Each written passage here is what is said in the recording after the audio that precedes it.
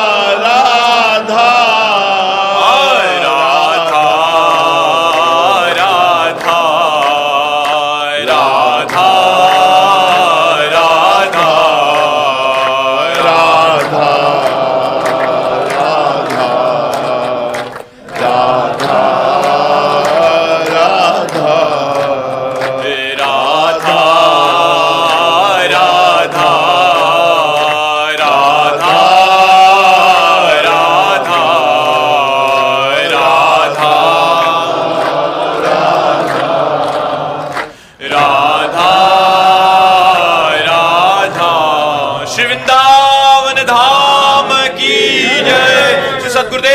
भगवान की जय। राधे राधे महाराज जी। महाराज जी, मुझे आज से ठीक 2 साल पहले आज ही के दिन भगवान के आगे पूर्ण समर्पण हेतु गलती से भगवत प्राप्ति हो गई। कि मतलब भगवान के आगे समर्पण किया तो गलती से इनको भगवत साक्षात्कार या प्राप्ति आप जो भी समझ लें वो हो गई।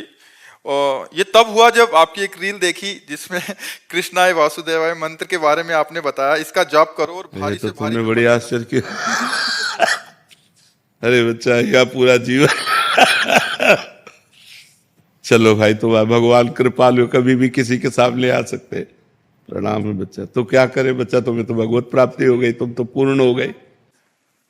सवाल है अभी नहीं, सवाल नहीं रहता। भगवत प्राप्ति के बाद सवाल नहीं रहता। ब्रह्म भूता प्रसन्नात्मान सोचति न कांक्षति समाः सर्वेषु भूतेषु मद भक्तिम लभते पराम। जिसे ब्रह्म की अनुभूति, परमात्मा की अनुभूति हो जाती है, उसके अंदर कोई प्रश्न नहीं रहता, कोई चाह नहीं रहती, कोई भय नहीं रहता, कोई चिंता नहीं रहती, कोई शोक नहीं रहता। इसीलिए तो हंस दिए। एक आए थे और उनका हमको भगवान का साक्षात्कार हो गया। बता क्यों रहे हो भाई, ये बताने की बात है क्या? बोले कोई मानते नहीं कि हमको भगवान का साक्षात्कार। अभी उसकी दृष्टि में कोई मानता ही नहीं। यही दृष्टि बता रही कि तू अज्ञानी है, तेरे को भगवत प्राप्ति नहीं हुई। जिसे भगवत प्राप्ति होती है वो छपवाता थोड़ी घूमता है कि मेरे को भगवत प्राप्ति हो गई। क्या भगवत प्राप्ति? महाराज जी, उसके बाद क्या हुआ? 2 महीने बहुत अच्छा चला, सब कुछ सब अच्छा चला। अरे बच्चा, बकवास है। 2 महीने चला फिर के एक बार जिसे भगवत साक्षात्कार हो जाता, तुम्हें पता नहीं भगवत प्राप्ति किसे कहते हैं। एक बार जिसे भगवत प्राप्ति हो जाती, दोबारा संसार उसकी दृष्टि में नहीं आता।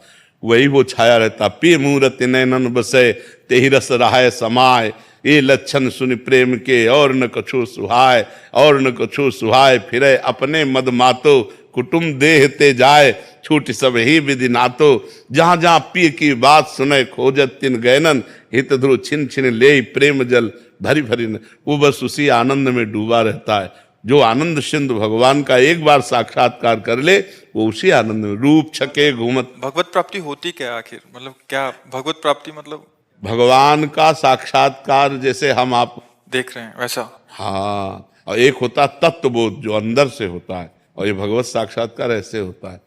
एक बार हितधाम में थे तो 10-5 लोग उनके साथ थे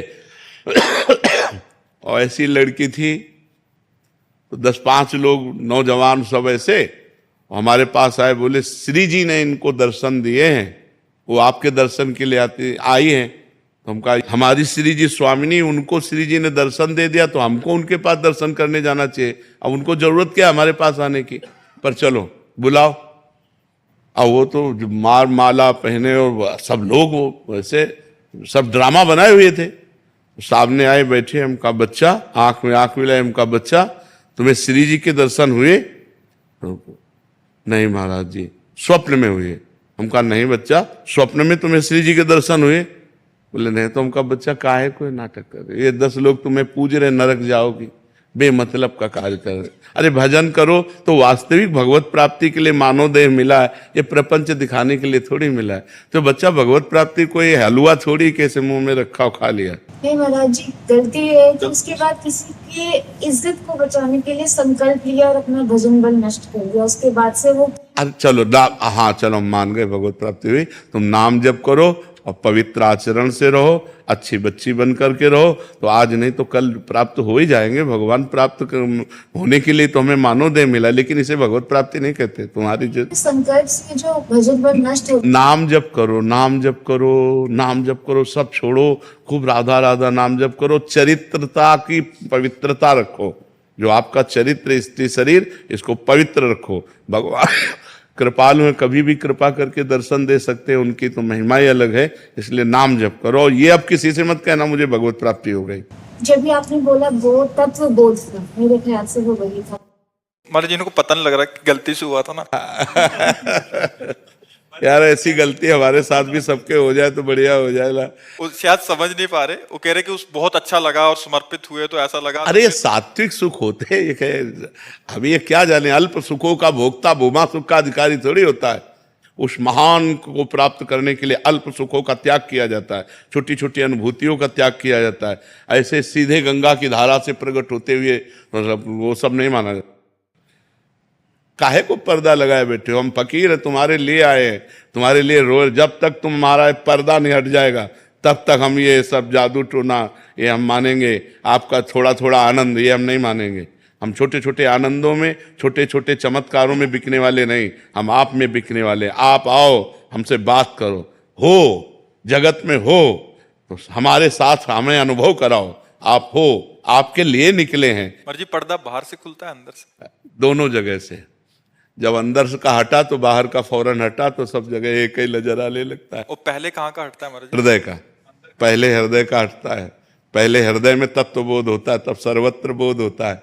चश्मा हमारा बदलेगा वैसे तो दिखाई देगा, तो जब हमारी दृष्टि बदली तो हमें सब कुछ दिखाई देने लगा। श्री नारायण पेड़ीवाल जी गुजरात से। राधा वल्लभ सिंह। श्री हरिवंश महाराज जी। महाराज जी पिछले 2 वर्षों से आपका सत्संग एवं एकांतिक वार्तालाप नित्य सुन रहा हूँ। धीरे धीरे अब पूरा परिवार भी आपको नित्य सुनने लगा है। परिवार के युवाओं में भी आपके प्रति श्रद्धा जागृत हुई है। आपकी वाणी से उनके विचारों में परिवर्तन भी आया है और नई ऊर्जा और दिशा मिली है। महाराज जी मेरा एक प्रश्न है, किसी भी रिश्ते में अहंकार, ईगो और स्वाभिमान मतलब सेल्फ रिस्पेक्ट में कैसे फर्क करें? आज पूरा विश्व आपको सुनता है, आपकी बातों पर श्रद्धा। स्वाभिमान को हम जान नहीं पाए, इसलिए हम स्वाभिमान को, देहाभिमान को ही स्वाभिमान समझते हैं। अपनी कुल, अपनी जाति, अपने पद, अपनी प्रतिष्ठा को हम स्वाभिमान समझते हैं। स्वाभिमान शब्द परम पवित्र है, स्वाभिमान की रक्षा करनी चाहिए। पर स्वाभिमान का मतलब शरीर को लेकर नहीं है, स्वतत्व को लेकर है। स्वतत्व आत्मा को कहते हैं। शंकर सहज स्व रूप संभारा तो लाग समाधि अखंड अपारा। स्व आत्म तत्व को लेकर के है, भगवत तत्व को लेकर के है। स्वाभिमान हम या तो किसी जाति पक्ष को लेते हैं, या कुल धर्म को लेते हैं, या राष्ट्र पक्ष को लेते हैं। कोई ना कोई हम पक्ष लेते हैं, लेकिन स्व का सही अर्थ है आत्मस्वरूप। आत्मस्वरूप, हम आत्मस्वरूप अर्थात भगवत मार्ग के विरुद्ध नहीं चल सकते, उसे अभिमान नहीं कहते। जैसे अस अभिमान जाई जन भोरे, मैं सेवक रघुपति पति मोरे। सिया राम जी मेरे प्रीतम है, पति हैं, स्वामी हैं, और मैं उनका सेवक हूं। अब मैं धर्म के विरुद्ध नहीं चल सकता।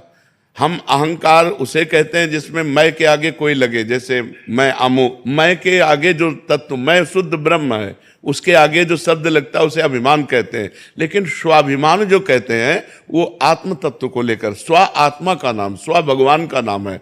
हम धर्म के विरुद्ध नहीं चल सकते, उसे स्वाभिमान कहते हैं। कि हम धर्म, जैसे जब मुगलों ने आक्रमण किया तो स्वाभिमान की रक्षा के लिए हमारे सनातन धर्मियों ने स्वयं आत्महत्या कर ली, गला कटवा लिया, लेकिन विधर्म को स्वीकार नहीं किया। यह है स्वाभिमान, क्योंकि वो परमात्म तत्व धर्म से लेकर के जुड़ा हुआ है, उसका शरीर संबंध से नहीं है। अगर शरीर संबंध से है तो वो कुलाभिमान होगा, वो जाति अभिमान होगा, वो विद्याभिमान होगा, वो धनाभिमान होगा, वो पदाभिमान होगा। ये निंदनीय है, ये धर्म की तरफ से निंदनीय है। लेकिन अपने धर्म के लिए, जैसे अब हमारा धर्म है सनातन, अब सनातन धर्म हमारा स्वाभिमान है, लेकिन सनातन धर्म कितना महान है इसको देखना होगा। सनातन ब्रह्म है, सनातन वायु है, सनातन पृथ्वी है, सनातन जल है, सनातन श्री कृष्ण है, सनातन श्री राम है। हम अपने इस धर्म के पालन के लिए प्राण त्याग देंगे तो हमारी सदगति हो जाएगी। स्वाभिमान जागतिक प्राकृतिक प्रपंच को लेकर के नहीं, वो अभिमान होता है। और जो भागवतिक धर्म को लेकर होता है उसे स्वाभिमान कहते हैं। जैसे हम अपने धर्म की रक्षा के लिए प्राण त्याग देंगे, चाहे जितना कुछ हो जाए, हम धर्म भ्रष्ट नहीं हो सकते। हमारा चाहे गला काट दिया, इसे कहते हैं स्वाभिमानी पुरुष है। अभिमानी पुरुष कहते हैं उसे जो अन्य बातों को, प्राकृतिक बातों को लेकर गर्व करता है, लेकिन ये स्वाभिमान तो बना रहना चाहिए। इस स्वाभिमान पर चोट आने पर हमें सहन नहीं करना। देखो, जिस समय वेन भागवत में कथा है, उसने अधर्माचरण की धूम मचा दी, तो ऋषियों ने जाके समझाया उनको कि आप राजा हैं, राजा का कर्तव्य होता है प्रजा का पालन करना, ना कि शोषण करना। आप प्रजा का इस तरह हानि कर रहे हैं, भगवान की निंदा कर रहे हैं, अपने को भगवान मान रहे हैं और प्रजा को गलत राह दिखा रहे हैं। आप सुधर जाओ। जब नहीं सुधरे तो संकल्प के द्वारा तत्काल मृत्यु की, और फिर मृत्यु करके उनकी भुजाओं का मंथन किया, जिससे भगवान पृथु और अर्ची का अवतार हुआ। श्रीमद् भागवत में लिखा। यह है स्वधर्म। लेकिन अन्य प्राकृतिक पदों को लेकर, बलों को लेकर, वो अभिमान है, वो निंदनीय है और ये बंधनीय है। आप समझ पा रहे? लेकिन परिवार में स्वाभिमान और अहंकार, इन दोनों में फर्क? वो उसी को स्वाभिमान समझते हैं। मैं पिता हूं, तुम हमारे पुत्र हो, वो देहाभिमान को लेकर के होता है। मैं तुम्हारा बड़ा भाई हूं, मैं अमुक हूं, मैं अमुक पदाधिकारी हूं, वो सब देहाभिमान के अंतर्गत आता है, वो स्वाभिमान के अंतर्गत नहीं आता। स्वाभिमान के अंतर्गत धर्म आता है। धर्म, भगवान, ये सब स्वाभिमान के अंतर्गत आते हैं। और जब हम प्रकृति में अगर स्वाभिमान लें तो हम भारतवासी हैं। हम अपने राष्ट्र के लिए फांसी का फंदा स्वीकार करते हुए महापुरुषों को देखा है, जिन्होंने प्राणों की आहुति दे दी हमारे देश के तिरंगे की रक्षा के लिए। ये भी स्वाभिमान के अंतर्गत आएगा, क्योंकि अपने प्राणों को न्यौछावर करके धर्म की, राष्ट्र धर्म की रक्षा के लिए। तो ये भी एक अभिमान, वंदे मातरम बोल करके और फांसी का फंदा चूमकर भगत सिंह आदि। जब चंद्रशेखर आजाद जी ने देखा हमारे पास गोली नहीं रह गई, तो अपने को शूट कर लिया, अपने राष्ट्र के लिए, अपने धर्म के लिए, स्वधर्म के लिए। उसको स्वाभिमान। ये जो पर्सनल शरीर संबंध को लेकर है, ये प्राकृतिक अभिमान के अंतर्गत आता है। जो पारिवारिक संबंधों में, उसे स्वाभिमान नहीं कहते, उसे अभिमान ही कहते हैं। उसे सुधारना चाहिए। उसका निराकरण कैसे करें?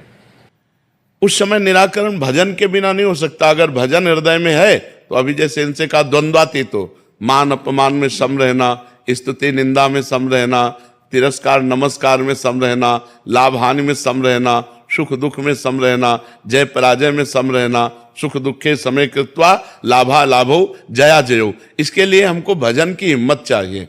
जब हम भजन करेंगे तब अब हम देख रहे हैं सामने वाला अपमान करता चला, अब हम शांत हो गए, राधा राधा राधा, शांत, कोई उत्तर नहीं, मौन। ये क्षमता होती है, इसे बल कहते हैं। ये अध्यात्म बल के द्वारा सहा जा सकता है, अन्यथा तो बहुत कठिन है। एक दो शब्द के बाद हमारे अंदर क्रोध आ जाएगा, और क्रोध आते ही हमारी स्मृति ढक जाएगी। स्मृति ढकते ही विमूढ़ता आते ही गाली गलौज मारपीट ये सब शुरू हो जाएगा। तो हमें लगता है नाम जप करके अध्यात्म बल को हम हृदय में धारण करें और गंभीर बने। उसे स्वाभिमान नहीं कहते। स्वाभिमान धर्म, राष्ट्र, भगवान, आत्मस्वरूप को लेकर के होता है। स्व शब्द आत्मस्वरूप के है, स्वरूप, स्वरूप आत्मा को कहते हैं। शंकर सहज स्वरूप संभारा, लाग समाधि अखंड अपारा, स्व भगवत तत्व को कहते हैं। शांतनु कौशिक जी। राधा वल्लभ। राधा वल्लभ श्री हरिवंश महाराज जी। महाराज जी, सबकी आत्मा एक है तो मोक्ष किसका होता है महाराज जी? मोक्ष और कल्याण में क्या अंतर है महाराज जी? मोक्ष होता ही नहीं है। जो मोक्ष कहा गया है वो ये बात कही गई जैसे हमने माइक पकड़े, हमने छोड़ दिया, इसी को मोक्ष कहते हैं। आत्मा को कभी, हमको कभी माइक पकड़ सकता है क्या? ये जड़ शरीर आत्मा को कभी पकड़ सकता है क्या? कभी नहीं। आत्मा ने इसे स्वीकार किया। ये भूल मिट जाना ही मोक्ष है। जो मैं शरीर हूं ये भाव बन गया, ये भूल मिट जाना ही मोक्ष है। इस स्थिति में भी कभी बंधन आत्मा का नहीं है। इस स्थिति में, अज्ञान की स्थिति में भी कभी आत्मा का बंधन हुआ ही नहीं। त्रिकाल में न पहले था, न अब है, न बाद में होगा। जब देखो गोस्वामी तुलसीदास जी लिख रहे हैं बड़ी सूक्ष्मता से, जड़ चेतन ही ग्रंथि पड़ गई, समझ रहे हो? जड़ चेतन ही ग्रंथि पड़ गई, यद्यपि मृषा छूटत कठिनई। यद्यपि झूठी है, जड़ चेतन की ग्रंथि कभी लगी नहीं सकती, पर छूटत ही कठिनई, क्योंकि हमने पकड़ रखा है। हमने मान लिया शरीर मैं हूं, हमने मान लिया हमारा परिवार है, हमने मान लिया मैं कर्ता भोक्ता हूं, अब बंध गए। यही कर्ता भोक्ता भाव जब दिव्य ज्ञान के द्वारा हटता है और ये भाव आ जाता है कि मैं ब्रह्म हूं, तत्त्वमसि, मैं वही परम तत्व हूं, ये बोध अपने आप से अपने आप का हो गया, मुक्त हो गया। क्योंकि पहले भी मुक्त था, बाद में भी मुक्त रहेगा, बीच में भी मुक्त है। उसने पकड़ रखा, उसको किसी ने नहीं पकड़ रखा, कोई गांठ नहीं बंधी। पर छूटत कठिनाई, बिना साधना के छूट नहीं सकती है। समझ पा रहे हो? और कल्याण का मतलब है कि जैसे आपकी दुर्गति रुक गई, आप तप लोग गए, जन लोग गए, महार लोग गए, ब्रह्म लोग गए, स्वर्ग लोग गए, उत्तम लोगों को, ये बात है। लेकिन मोक्ष होना मतलब जन्म मरण चक्र से ही निवृत्त हो जाना, किसी लोकांतर में भटकने की बात नहीं, जन्म मरण से ही मोक्ष हो जाना। अब जन्म मरण नहीं होगा। जिसको ये बोध हो गया मैं करता नहीं, मैं भोगता नहीं, मैं शरीर नहीं, मैं तो परमात्म स्वरूप हूं, ऐसा बोध हो गया, वाणी से नहीं स्वयं से हो गया। उसकी पहचान है कि उसे कभी मोह नहीं व्याप्त होगा, उसे कभी काम नहीं सताएगा, उसे कभी क्रोध नहीं आएगा, उसे कभी लोभ, ये सड विकार जित अनघ अकामा, कोई उसके अंदर कामना नहीं। वो निष्पाप महापुरुष परम पवित्र आत्मस्वरूप को जो प्राप्त हो गया वो दिव्य हो जाता है। समझ पा रहे हैं आप? जानवर गधे का उदाहरण दिया, उसको उसका मालिक बांध देता है। पर न जैसे हम ऐसे सोचते हैं जैसे वो गधा तो ऐसे नू भाग भी सकता है, ऐसे हम नहीं भाग सकते। मैं खुद परमात्मा हूँ, ऐसा वाणी से अनुभव, ज्ञान से ही अनुभव होगा, भजन से ही अनुभव होगा, भजन से अपने आप से नहीं होगा। नहीं, भजन जब तक नहीं करोगे तब तक ऐसे कैसे अनुभव होगा? जैसे अभी आप ये जान लो हमसे कि आप शरीर नहीं हो, लेकिन आपको पीड़ा होगी तो महसूस होगा ना मेरे को रहे। आप दर्पण में देखोगे तो महसूस होगा ना मैं अपने को देख रहा हूं, क्योंकि ये बोध नहीं हुआ, ये वाणी से केवल हो गया। और जब बोध हो जाएगा तो आप कहोगे नहीं कि मैं ब्रह्म हूं, वो अनुभव होता रहेगा और सब दुख सुख समान भाव से सहते हुए जीवन यात्रा पूरी हो जाएगी। महाराज जैसे हम आपने बता रखा नाम जपते हुए सोना चाहिए, ऐसे मैं सोता हूँ पर न गृहस्थ जीवन में है अशुद्ध हो जाते हैं सोते। हाँ, तो नाम जब तो उस समय भी कर सकते। तंद्रा में चलते हैं तो ना अपने आप मंत्र सफरित होने लगता है, इससे कोई अपराध तो नहीं लगता। जैसे जब अब होश में नहीं हो तो कोई बात नहीं है, होश में जब नहीं हो पक्का कन्फर्म नहीं है, जैसे उसमें ऐसा लगता भी है। हाँ, कोई बात नहीं, उसमें कोई बात नहीं। उसमें कोई बात नहीं। होश में जब आओ तो राधा वल्लभ से हरिवंश, राधा राधा राधा राधा। देवी कल्याण जी उड़ीसा से। राधे राधे महाराज जी। महाराज जी, श्रीमद् भागवत जी में सुना महाराज जी आपके मुख से कि सुखदेव जी ने श्री परीक्षित जी के अंतिम समय में भगवान और महापुरुषों के चरित्र बोलने के बाद, मतलब पूरा चरित्र बोलने के बाद बोले कि मैंने जो कुछ भी अभी तक वर्णन किया है ये सब वाणी का विलास है। परमार्थ सत्य, मतलब इसमें कैसे? किसका प्रश्न है? हाँ, इसमें बात ये देखनी है कि महाराज ययाति, महाराज नहुस, महाराज अमुक अमुक अमुक नाम रूपों का जो वर्णन किया गया, ये परमार्थ सत्य नहीं है। परमार्थ सत्य एक ब्रह्म है। बेटा परीक्षित, तू ब्रह्म है, ऐसा अनुभव कर। ये आखिरी वचन है श्री सुखदेव जी महाराज के। ये मैंने जो तुम्हें विविध चरित्र सुनाए राजाओं के, विविध भगवत अवतारों के, ये वैराग्य के लिए सुनाया कि यहाँ कोई टीका नहीं, सबको अंतर ध्यान होना पड़ा। ये जितने नाम रूप हैं ये सब आए और गए, सत्य वस्तु तो एक ब्रह्म है और वही ब्रह्म स्वरूप तू है, ऐसा बेटा चिंतन कर। समझ पा रहे हो ना? क्योंकि जितना विलास ये आप देख रहे हैं सृष्टि का, ये सत्य नहीं है। जितना भी विलास देख रहे हैं ये माया में, ब्रह्म सत्यम जगन मिथ्या, ये मिथ्या में है। तो मिथ्या में राजा नहुस हुए, मिथ्या में महाराज ययाति हुए, मिथ्या में पुरुरवा हुए, मिथ्या में ये। अब आखिरी अंतिम जो चिंतन बनाना है जिससे मोक्ष की प्राप्ति होनी है, तक्षक काटे और दुर्गति ना हो, तो इसलिए कहा कि 7 दिन तुम्हारे पास थे तो हमने बड़े बड़े नृपतियों के, बड़े बड़े महापुरुषों के चरित्र सुनाए, जिससे तुम्हें वैराग्य हो जाए कि यहाँ कोई संसार में टिका नहीं, सबको जाना है। और जिनके भी, कहाँ है ययाति, कहाँ है नहुस, कहाँ है पुरुरवा, कहाँ है भगीरथ, बड़े बड़े महापुरुष सब आए और अंतर्ध्यान हो गए। लेकिन उनमें जो था, भगीरथ बनने के पहले जो था वो ब्रह्म, भगीरथ बनने के बाद जो बचा वो ब्रह्म, तो बीच में कौन था? ब्रह्म ही था। तो सबको ब्रह्म में भाव में देखते हुए तो अपने को भी देख कि मैं ब्रह्म हूं। जैसे स्वर्ण है तो पहले भी स्वर्ण था, बाद में आभूषण बिगड़ने के बाद भी स्वर्ण रहेगा, तो बीच में जो आभूषणों के नाम हैं, हार, कंगन, करधनी, अंगूठी, जो भी, वो केवल स्वर्ण ही है, वो नाम रूप मिथ्या है। तो नाम रूप मिथ्या को दिखाया कि जितना भी हमने वर्णन किया ये वाणी का विलास मात्र है। अगर सत्य वस्तु है तो वो ब्रह्म है, जो था, जो है, जो रहेगा, और वही ब्रह्म तू है, ऐसा अनुभव कर। तत्त्वमसि, तो तू मुक्त हो जाएगा। बात समझ में आ रही है? हाँ, वो अंतिम उपदेश जो वेदांत का है वो सार भगवान श्री सुखदेव जी ने वहां दिया कि जो सर्व कुछ है वही तू भी है। वेदांत का जो स्वरूप है, अपनी आत्मा सब में है और सब अपनी आत्मा में है, इससे अंतर कोई नहीं। एक ही आत्म तत्व है, जो सब तत्व है दिखाई दे रहा है वो मेरी आत्मा ही है, जो आत्मा में ही सब कुछ है। जैसे भगवान कहते हैं कि उमाम पश्यति सर्वत्र सर्वम च मयि पश्यति तस्याहम न प्रणश्यामि सच में न प्रणश्यति। जो सब जगह मेरे को देखता है और मेरे में सबको देखता है, मैं उसकी आंखों से ओझल नहीं होता और वो मेरी दृष्टि से कभी ओझल नहीं होता। ऐसे ही आत्मज्ञान का स्वरूप है, सब अपनी आत्मा है। ये मायामय शब्द है, केवल आत्मा है, वही मैं हूँ, वही मैं हूँ, वही बोध करा रहे हैं। जब बोध कराना होगा तो ये सूत्र लागू हो जाएगा, ब्रह्म सत्यम जगन मिथ्या। तो इसीलिए कहा ये मेरा वाणी का विलास मात्र है। समझ पाए आप जी? नितिन जी बरेली से। राधे राधे। राधे राधे महाराज जी। महाराज जी, साधक को व्यवहार करते समय क्या क्या सावधानियां रखनी चाहिए? क्या सबके साथ एक जैसा व्यवहार करना चाहिए या फिर अलग अलग? जो एक जैसा व्यवहार करता है वो मूर्ख होता है। जैसे बहन, बेटी, पत्नी, माँ, चारों स्त्री हैं, क्या एक जैसा व्यवहार हो सकता है? हमारा ही अंग है, पर क्या एक जैसा व्यवहार हो सकता है? गाल छूने पर धोएंगे नहीं, लेकिन गुदा छूने पर धोएंगे। व्यवहार एक जैसा नहीं हो सकता। पंडिता समवर्तिना नहीं कहा, पंडिता समदर्शिना कहा है।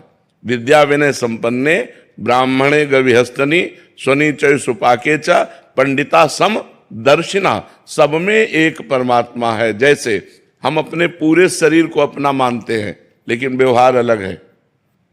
पूरे शरीर की पीड़ा हम गुदा में भी होगी तो हम ही को होगी, लेकिन जब हम मलमूत्र के द्वारों को स्पर्श करते हैं तो रज लगाकर, साबुन लगाकर हाथ धोते हैं, लेकिन अन्य अंगों को स्पर्श होने पर नहीं होता। तो हमें धर्म की मर्यादा के अनुसार सब हमारा जो जैसा लगता है हमें व्यवहार वैसा ही करना है, लेकिन दर्शन सब में एक करना है। एक जैसा व्यवहार नहीं हो सकता, कभी एक जैसा व्यवहार नहीं हो सकता। जैसे एक पापी पुरुष है और एक महात्मा है, तो हम पापी पुरुष को उदासीन भाव से देखते हैं, और महात्मा को अपने प्रीतम भाव से देखते हैं, साष्टांग दंडवत करके विनय से। लेकिन हम उस पापी में भी परमात्मा देखेंगे और महात्मा में भी परमात्मा देखेंगे। देखना दोनों में एक होगा, बर्ताव दोनों का अलग होगा। एक से हम उदासीन हो जाएंगे, न शत्रुता न मित्रता, और एक को हम अपना प्रीतम मान करके साष्टांग दंडवत करते हुए उसकी वंदना करेंगे। तो व्यवहार तो एक जैसा हो ही नहीं सकता। जो व्यवहार एक जैसा करना चाहता है वो मूर्ख है। हमें विद्या विनय संपन्न ब्राह्मण में, गाय में, कुत्ते में, चांडाल में, हाथी में एक परमात्मा देखना है, भगवान कह रहे हैं। लेकिन बर्ताव कैसे हो सकता है? भगवान आदेश करें, सुनी चौसु पाके चा पंडिता समदर्शिना। जो गाय और कुत्ते में बराबर भगवान को देखे, जो हाथी में, चांडाल में, विद्या विनय संपन्न ब्राह्मण में एक देखे। लेकिन बर्ताव तो नहीं हो सकता ना।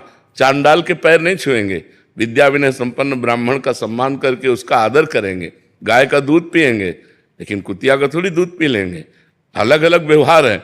जो कुतिया को भोजन देंगे वो हाथी को थोड़ी दे सकते हैं। हाथी का क्या, उसका व्यवहार अलग है। उसको 1 कुंतल चाहिए और उसको 2 रोटी चाहिए। 2 रोटी में उसका काम बन जाएगा और 1 कुंतल भोजन हाथी को चाहिए। व्यवहार तो एक जैसा हो ही नहीं सकता, चाहे खान पान किसी भी दृष्टि से देखा जाए। समदर्शिना ये क्रूरापि पापिनो न च सताप संभाष्य दृश्याश्चये सर्वान वस्तुतया निरीक्ष परम स्वाराध्य बुद्धिर्मम। जो क्रूर हैं, पापी हैं, दुष्ट हैं, नीच हैं, वो भी मेरे साक्षात इष्ट देव हैं, ऐसा दर्शन कर सकते हैं। जड़ चेतन जग जीव जत सकल राम में जान, बर्ताव नहीं कर सकते। जो दुष्ट स्वभाव के लोग हैं उनसे उदासीन रहना। उदासीनति रही गोसाई, खल परिहरी स्वान की नहीं। शास्त्र जो कहता है वैसा हमें व्यवहार करना। व्यवहार के लिए शास्त्र प्रमाण, तस्मात् शास्त्रम प्रमाणम ते कार्याकार्यो व्यवस्थितो। क्या कार्य करना चाहिए, क्या नहीं करना चाहिए, इसकी आज्ञा शास्त्र के अनुसार हमें बर्ताव करना चाहिए। लेकिन हम दर्शन सम्य एक परमात्मा का कर सकते हैं। समझ पाए? ज्योति शर्मा जी मेरठ से। महाराज जी, भक्ति करके भगवत प्राप्ति जीवन का लक्ष्य होना चाहिए या भक्ति जीवन को सरल बनाने का साधन समझना चाहिए? नहीं, साधन सरल बनाने का नहीं है। सरलता तो एक गुण है भक्ति का। संपूर्ण भक्ति सरलता थोड़ी। सरलता तो भक्ति का एक गुण है। ऐसे शास्त्रों गुण प्रकट करके भगवान को अधीन कर ले उसे भक्ति कहते हैं। सुमिर पवन सुत पावन नामू, अपने बस कर राखे रामू। प्रेमाधीन भगवान भक्त के पीछे पीछे डोलते हैं, वो भक्ति के सामर्थ्य। केवल सरलता ये तो एक सद्गुण। शांति, निर्भयता, क्या क्या सद्गुणों का भंडार है भक्ति। जो भगवान को अधीन कर ले उसे भक्ति कहते हैं। भगवान का नाम प्रेमाधीन है। भक्ताधीन मना पूज्यो। भगवान भक्त के अधीन है। भगवान भक्त की मन की बात पूर्ण करने वाले हैं। तो भक्ति तो बड़ी सामर्थ्यशाली वस्तु है बच्चा। उसमें केवल एक सरलता ही नहीं है, उसमें तो अपार सद्गुण है। जो भगवान को लुभायमान करके भक्ति के पीछे पीछे, जहां जहां मेरा भक्त चरण रखे वहां वहां रखूं हाथ, पीछे पीछे मैं फिरूं, कभी न छाड़ूं साथ। अनुब्रजाम में हम नित्यम पुरे अत्यंगुरेणुमी। मैं भक्तों की चरण रज मेरे ऊपर पड़ जाए इसलिए मैं पीछे पीछे घूमता हूं, भगवान कहते हैं। लेकिन कौन भक्त? निरपेक्षम मुनिम शांतम निर्वैरम समदर्शनम अनुब्रजाम में हम नित्यम पुरे अत्यंगुरेणु भी। जो निरपेक्ष हैं, किसी से कोई अपेक्षा नहीं रखते, जो किसी के आगे हाथ नहीं फैलाते। भक्त कभी किसी से पैसा नहीं मांगेगा। अगर वो पैसा या अपनी किसी बात की फीस लेता है तो भक्त नहीं है, वो व्यापारी है। हम भगवान की चर्चा कर रहे हैं, अगर इसकी फीस ले रहे हैं तो हम व्यापार कर रहे हैं, भक्ति नहीं कर रहे। भक्ति सबका, जैसे हमारे भगवान ऐसे आपके भगवान। हम भगवान की चर्चा कर रहे हैं, यही हमें आनंद मिल रहा है। ये हमारा सौभाग्य कि आप सुनने के लिए आए हैं। यही हमारी फीस है कि आप बैठकर सुनिए और सुनकर अपने आचरणों में उतारिए और आप भी भगवान के बनिए। तो भगवान के चरणारविंद की जो आसक्ति, जो भक्ति है, वो कभी बिकती नहीं है। अगर जहां बेचा जाता है तो भक्ति नहीं होती। भक्ति का स्वरूप क्या? निरपेक्षम, कोई चाह नहीं। जिसकी कोई चाह नहीं, अगर चाह रखता है तो भक्त नहीं। जिसकी चाह मिट गई, चाह मिटी, चिंता मिटी, मनुआ बेपरवाह, जिनको कछु न चाहिए वो साहन के साह। वो सहनसाह भक्त होता है जिसकी चाह जा ही न चाहिए कबों कछु। तुम सन सहज सने बसो निरंतर तासुर सो राउर निजगे। निरपेक्षम, किसी की अपेक्षा नहीं। और मुनिम, हर समय जो मंत्र का मनन करता रहता है, शास्त्रों का मनन करता रहता है। शांतम, चाहे अपमान की स्थिति हो या सम्मान की स्थिति हो, जो शांत रहता है, किसी भी परिस्थिति में अशांत नहीं रहता, निर्वैरम, जो पूरे संसार में किसी एक से भी शत्रुता नहीं रखता, समदर्शनम, जो सब में भगवान का दर्शन करता है, ऐसे भक्त के पीछे पीछे भगवान डोलते हैं कि उसके चरण रज पड़ जाए, मैं पावन हो जाऊं। तो भक्ति की महिमा जो भगवान को अधीन कर ले, सरलता तो उसका एक साधारण सद्गुण है जी। बबली जी, राधे राधे महाराज जी। महाराज जी आपसे प्रार्थना कर रहे हैं कि प्रभु हम भी शरणागत हैं, स्वीकार करो तो जाने, अब हमें पतित से पावन सरकार करो तो जाने, ये जीवन नैया जर्जर है, छन छन विनाश का डर है, ऐसे भी एक पथिक को भव पार करो तो जाने। महाराज जी कृपा करें।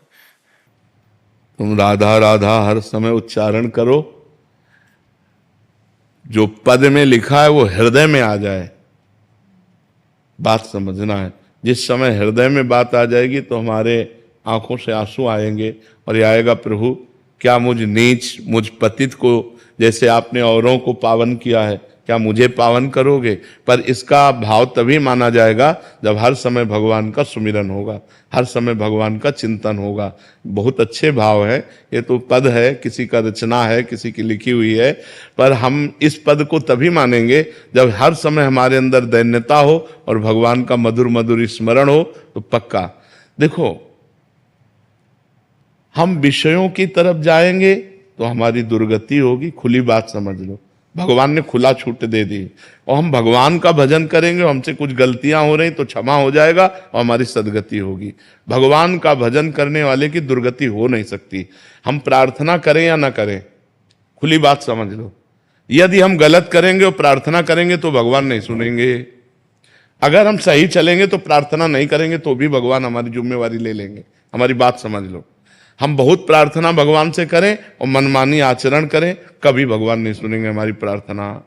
हम बिल्कुल भगवान से प्रार्थना न करें और सही आचरण से चलें तो भगवान हमें प्यार देंगे, दुलार देंगे, अपने आप देंगे। हमारी बात समझ लो, अगर हम भगवान की आज्ञा का पालन नहीं करेंगे और हम खूब प्रार्थना करते रहें, वो कपटपूर्ण प्रार्थना होगी।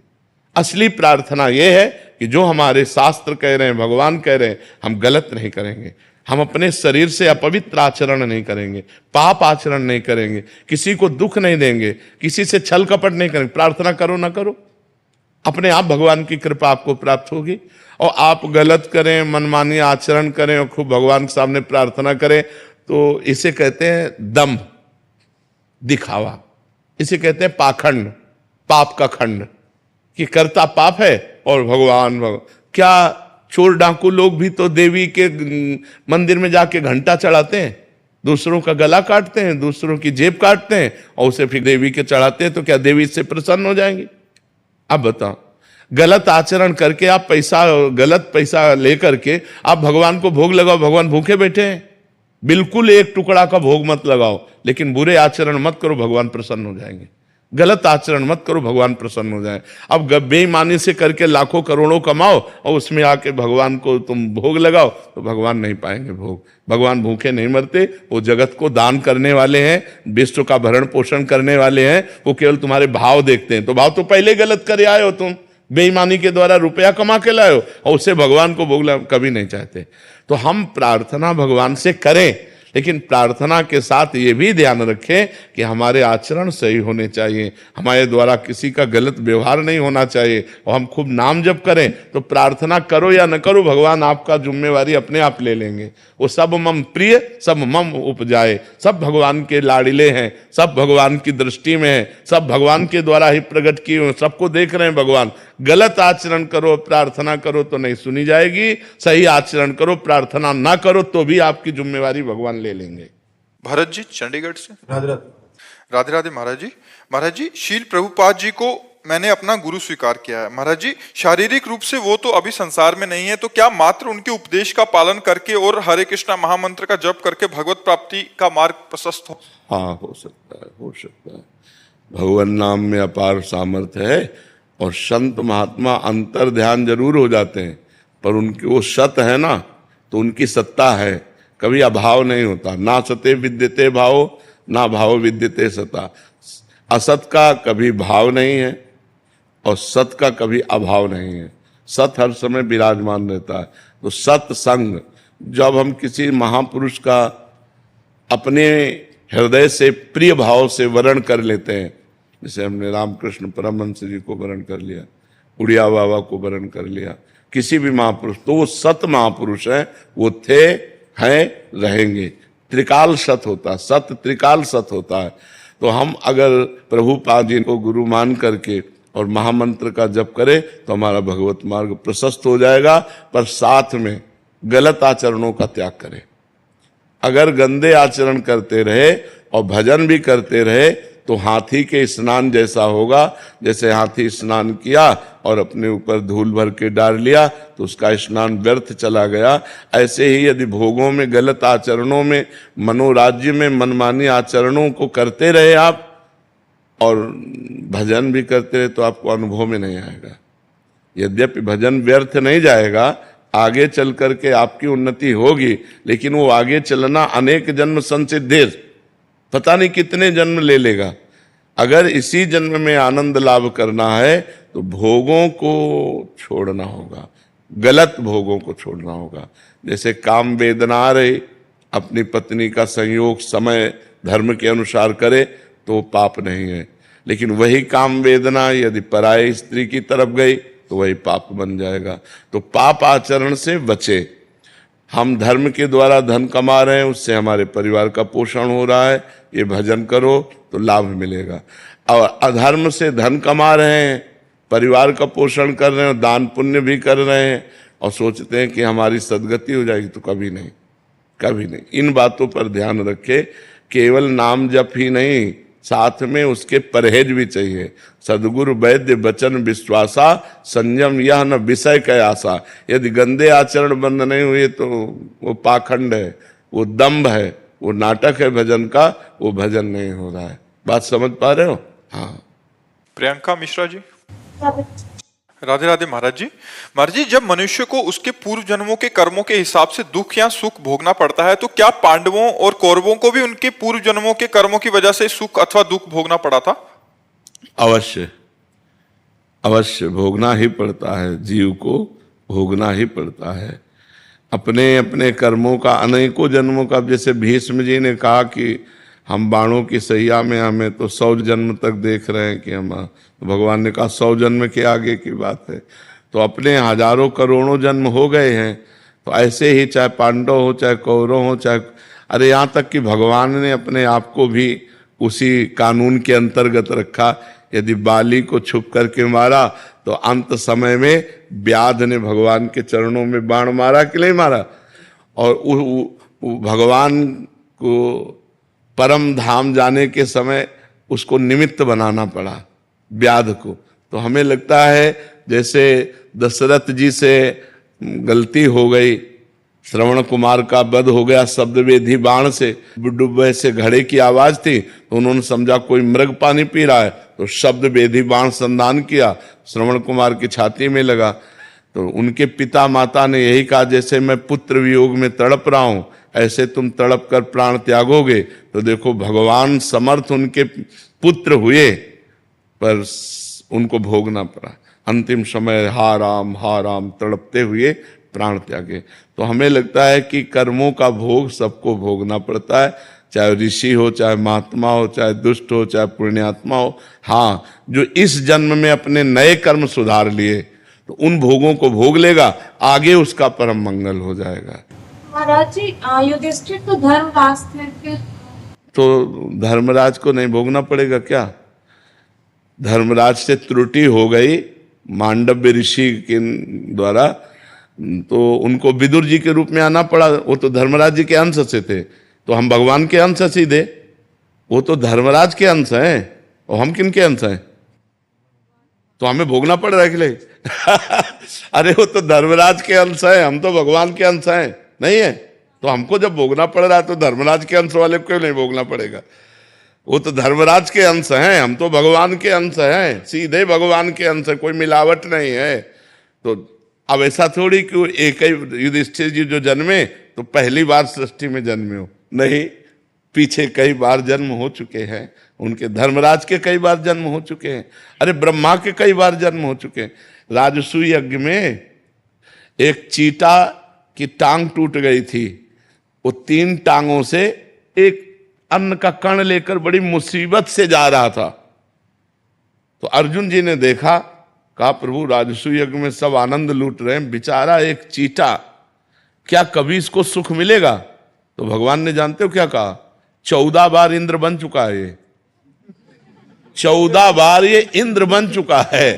तो अब आप विचार करो, अब आप सोच सकते हो कि इंद्र 14 बार इंद्र पद पर बैठा हुआ चीटा बना हुआ, इंद्र की पदवी में महाराज नहुस और सीधे अजगर योनि में पहुंचे। तो ऐसे ही जीव की बड़ी गतियां होती हैं।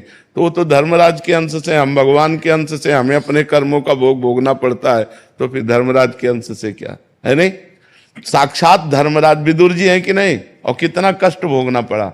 और धर्म के अंश से युधिष्ठिर जी हैं, तो वायु के अंश से भीम जी हैं, तो सब भोगना पड़ता है। अवश्य में भोक्तव्यम कृतम कर्म सो, अनेक जन्मों का जाल बिछा हुआ है कि इस जन्म में कौन कहाँ हुआ, इसके बाद वो धर्मराज में लीन हुआ, फिर वो धर्मराज के अंश से वो युधिष्ठिर के रूप में जीव आया। तो ये बड़ी लीलाएं भगवान की, वो ये भगवान ही जान सकते हैं, पर भोगना अवश्य पड़ता है जी। कावेरी जी, राधे राधे। राधे राधे महाराज जी। महाराज जी, क्या अंदर की शांति संघर्ष से आती है या स्वीकार कर लेने से आ जाती है? अंदर की शांति ज्ञान से आती है, न संघर्ष से आती है, न स्वीकृति से आती है, ज्ञान से आती है। क्योंकि अशांति का कारण अज्ञान है। अज्ञान के कारण ही हम परिस्थितियों में, विपत्तियों में, दुख में, भोगों में फंसे हुए हैं। भगवान ने कहा है, श्रद्धावान लभते ज्ञानम तत्परा सहितेन्द्रिया ज्ञानम लब्ध्वा पराम शांति, पराम शांति मचरेण आदि गच्छति। जब कोई श्रद्धा करके संत महात्माओं का संग करता है, शास्त्र का स्वाध्याय करता है, तो उसे ज्ञान होता है क्या करना चाहिए, क्या नहीं करना चाहिए, क्या करने से शांति मिलती, क्या करने से अशांति मिलती। फिर वो अपनी इंद्रियों को कब्जे में करता है। अभी हम इंद्रियों के गुलाम हैं, वो अपनी इंद्रियों को अपने अधीन करता है। मन और इंद्रियों को अधीन करके जब परमात्मा का चिंतन करता है, तब उसे जो अंदर ज्ञान प्राप्त होता है, तब शांति प्राप्त होती है, जिसे शाश्वत शांति कहते हैं। कि भारी से भारी विपत्ति में भी उसके हृदय में कोई हलचल नहीं, उसे शांति कहते हैं। प्रारंभ की शांति त्यागात शांति अंतरम, जो जितना भोगों का त्याग करता जाएगा उतना ही वो शांत होता जाएगा। और भोगी पुरुष अशांत होता है और त्यागी पुरुष शांत होता है। तो अगर हम संघर्ष से कहें तो संघर्ष से नहीं, ज्ञान से, ज्ञान से प्राप्ति होती है। अब हम स्वीकृति करें कि मैं शांत हूं, तो इतने मात्र से शांति थोड़ी हो जाएगी, कोई विपत्ति आ जाएगी। अब ये शांत हो, जब हमारे अंदर ज्ञान है कि विपत्ति किसके ऊपर प्रभाव डाल रही है, ये क्यों आई है, इसका कारण क्या है, और उस कारण को जानते हैं कि हमारे ही कर्मों का फल है, तो हम बहुत शांत होकर, निरपेक्ष होकर उसको सह लेते हैं। तब शांति रहेगी जब ज्ञान रहेगा। अगर ज्ञान नहीं तो शांति नहीं रहेगी। काफी बार ऐसा होता है कि ज्ञान होने पे भी वो नहीं हो पाता, इसका क्या कारण है हमारे? वो ज्ञान केवल ऐसी जानकारी, जैसे स्वप्न में हम देखते हैं कि हम जगे हुए हैं और हम कार्यरत हैं, लेकिन हम सोए हुए होते हैं, जगे हुए नहीं होते। उनको ज्ञान नहीं हुआ, केवल वाचिक ज्ञान है। असली ज्ञान जब प्राप्त हो जाए, बताया ना, जो अंदर से भजन करने से ज्ञान आएगा, तभी एक आता है शास्त्रीय ज्ञान, सुनाकर ज्ञान, और एक होता है अंदर का ज्ञान। अंदर का ज्ञान शांति प्रदान करेगा। जो भजन करोगे, इंद्रियों को भोगों से हटाओगे, और जब असली ज्ञान है तो हमें पता है कि फिर वो शांति भंग नहीं होगी। जब तक ब्रह्म ज्ञान नहीं है, भगवत ज्ञान नहीं है, तब तक तो अशांत रहेगा ही जीव। और जो देखो संत महात्माओं को परम शांत, हर परिस्थिति में शांत, बड़ी से बड़ी विपत्तियां फिर भी सब शांत, नहीं तो परेशानियां सबको अशांत कर देती।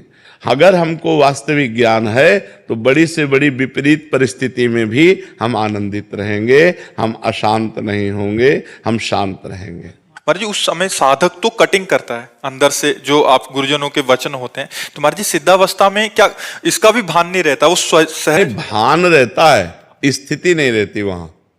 भान तो रहता है, जैसे अब इनके शरीर में घाव है तो हमें दिखाई तो दे रहा है शरीर में घाव, लेकिन पीड़ा इनको हो रही, हमें नहीं हो रही। ऐसे इस शरीर की पीड़ा इस शरीर को हो रही, हमें नहीं हो रही। स्थिति प्रज्ञ में ये स्थिति होती है, और साधक इसे काटता है कि मैं शरीर तो नहीं हूं ना, ये शरीर मेरा घर है, मैं इसमें रहने वाला अविनाशी हूं। और जो सिद्ध पुरुष होता है वो अपनी स्थिति में होता है, वो भगवान में चित्त को जोड़े होता है। इसके जो कष्ट होते हैं, भान होता है, पर उसका दुख नहीं होता। भान होता है, गर्मी है तो भान होगा पर उसका दुख नहीं है, शरीर में पीड़ा है भान होगा और उसका दुख नहीं। साधक विवेक के द्वारा काटता है कि नहीं, मैं शरीर नहीं हूं, ये इसका प्रारब्ध भोग है, इसको भोग लेने दो, मैं इसका देखने मात्र दृष्टा हूं, मैं इसका भोगता नहीं हूं। वो बार बार ऐसे कटिंग करके वो अपने आप को बचाता है। लेकिन जो सिद्ध पुरुष होता है वो बचा बचाया भगवान की स्थिति में रहता है, उसको दुख नहीं होता, कष्ट होता है। जैसे पीड़ा हो रही है, सर दर्द हो रहा है तो सर दर्द होगा, लेकिन सर दर्द का दुख नहीं होगा। महाराज जी कटिंग करते करते कितना समय लगता है महाराज जी उस स्थिति में? भजन, भजन केवल कटिंग से नहीं बात बनेगी, उसके साथ साथ भजन भी। भजन जितना जोर का भजन होगा उतने जोर का विवेक जागृत हो जाएगा। भजन नहीं तो विवेक जागृत हुआ, जो ज्ञान है ना वो प्रयोग में नहीं आएगा। ज्ञान तो सबको है, किसको ज्ञान नहीं कि संसार नाशवान है, किसको ज्ञान नहीं कि मरना है, किसको ज्ञान नहीं कि सब कुछ यहाँ छूट जाएगा। लेकिन कौन, सब उसी में तो लगे हुए हैं, कौन उससे विरक्त होकर भगवान में लग रहा है? मतलब बिना भजन के शाब्दिक ज्ञान से ये बारी मथे घृत होए बरु सिकता ते बरु तेल, बिनु हरि भजन न भवतरी या सिद्धांत पेल। बिना भगवान के भजन के कोई भी ज्ञान प्रयोग में नहीं आएगा। प्रयोग में तभी आएगा जब आप डट के भजन करोगे, संसार से हट के भजन करोगे और खूब डट के भजन करोगे, तब तो ज्ञान विज्ञान सब अंदर जागृत हो जाएगा।